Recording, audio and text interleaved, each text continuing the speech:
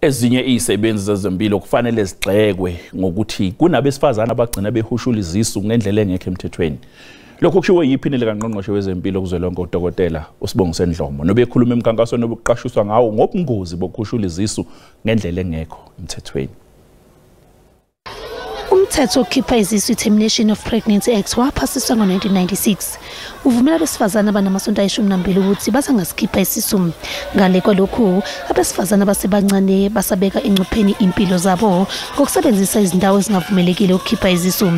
Bathi izizathu zokwenza lokhu ukucwaswa, ukudelelwa kanye nokwahlulelwa izisebenzi zezempilo.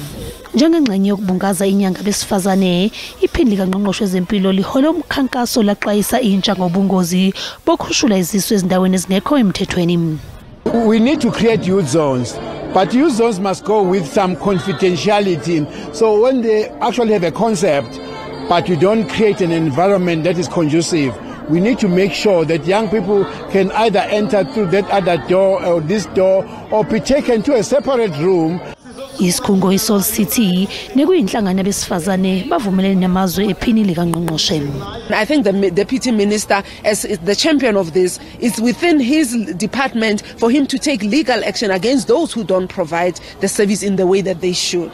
Intsha iqhamuka ezikoleni ezahlukene eGauteng ibe ingxenye lomkhankaso lapho kususwe izingqwembe emgwaqeni. Bagcizelele ukubaluleka kwalomkhankaso.